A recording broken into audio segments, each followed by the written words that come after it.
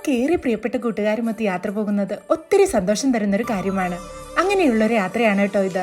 തൃശ്ശൂരിൽ നിന്നും രാവിലെ 10 മണിക്ക് പുറപ്പെട്ട് ഞങ്ങൾ ഈ പോയിക്കൊണ്ടിരിക്കുന്നത് ആലപ്പുഴയിലേക്കാണ്.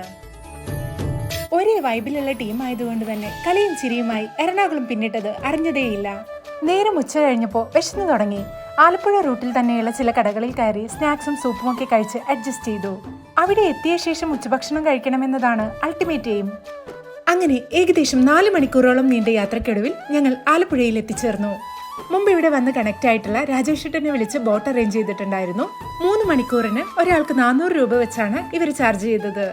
ഇനി 20 മിനിറ്റോളം യാത്ര ചെയ്ത് വേണം ലഞ്ച് കഴിക്കാനുള്ള സ്പോട്ടിലെത്താൻ. യാത്രക്കിടയിൽ മനോഹരമായ ഒരുപാട് കാഴ്ചകൾ ഉണ്ടായിരുന്നു കേട്ടോ.